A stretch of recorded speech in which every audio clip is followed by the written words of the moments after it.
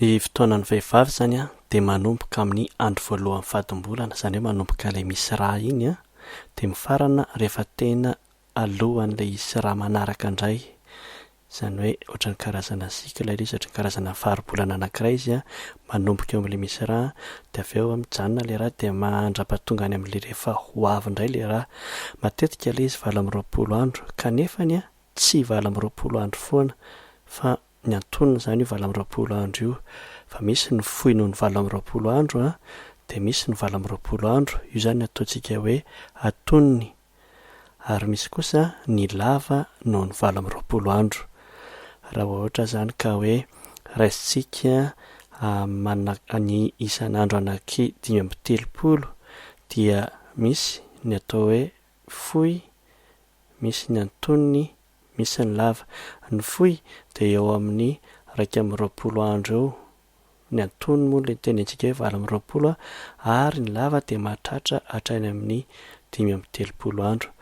Ny zavatra tena azo antoka zany aloha mazava ho azy de hoe manomboka oviana ny fotoana, zany hoe misy an'ilay fahatombolana iny a maharitra eo amin'ny 5 andro eo, ty ataontsika menamena amin'ny andro voalohany ka hatramin'ny andro fahadimy ity.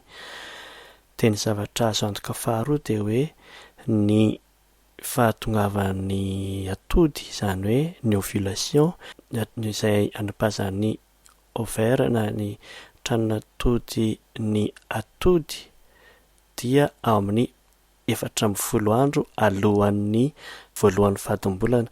Zany hoe manana 14 andro avy aty amin'ny farany izy, raha ohatra zany ka 20 ny fotoana dia avy any amin'ilay 20 no manisa 14 andro, 1, 2, 3, 4, 5, 6, 7, 8, 9, 10, 11, 12, 13, dia mitotony eto amin'ity 14 ity zay, de izay mampatonga an'ilay hoe andro fa 14 na hoe 14e jour. Ny anton'izay de tsotra, rehefa tonga ny fotoana filatsahan'ny atody dia efa manomana ny tranon-jaza ny natazana ny atody tsaika raha ohatra ka misy. Ka raha ohatra zany ka misy ny spermatozoïde na tsirinaina lahy amin'iny fotoana iny a, de efa vonona ilay tranon-jaza mitahiry azy, de amin'izay fotoana izay a de bevohoka ny vehivavy. Fa raha ohatra kosa ka tsy misy tsirinaina amin'iny a, dia afaka 14 andro a, de rava tanteraka izy, de izay no mampatonga an'ilay mandeha rà ny vehivavy. De raha ohatra zany izy ka 20 andro a, ny halavan'ny fotoana dia eo amin'ny 14 zany izay araka ny hisantsika teo amin'ny loha teo. Fa raha ohatra indray araka hoe lavalava kokoa ny fotoana, zany ohatra hoe farany lava indrindra ohatra ataontsika hoe 5/telopolo, dia avy any indray zany manisa 14 a, dia tonga eto amin'ny 2/20. Eto indray zany no misy an'ilay filatsahan'ny atody, zany hoe ovulation, lonaka ny vehivavy eo. Raha ohatra kosa ka 2/20 andro indray, zany hoe anisan'ny fohy indrindra, dia miala avy eo indray zany manisa 4/20 a, dia aty amin'ny andro fahafito de efa lonaka ny vehivavy, eo zany no efa milatsaka ny atody. Ireo zany no zavatra mety mitranga ary arakaraka ny fotoana. Marihana fa ny fotoana tsy voatery hitovy foana hoe fohy foana na hoe lava foana na hoe antonony foana, fa misy indraindray a, indray volana izy fohy, ray volana izy antonony, ray volana manaraka izy fohy, ray volana manaraka izy antonony, samy manana ny antony ny vehivavy. Fa ny fantatra fotsiny zany ny azo antoka de hoe ny fotoana filatsahan'ny atody dia amin'ny 14 andro avy aty amin'ny farany tsy hahatongavan'ny fahatombolana vaovao. Dia amin'ny 14 andro avy any amin'ny farany io zany a, de tena tsy azo atao mihitsy ny manao firaisana raha ohatra ka tsy mitady zaza. Fa raha ohatra mitady zaza dia io 14 andro avy any amin'ny farany io a, no tena misy fahafahana lasa bevohoka be indrindra.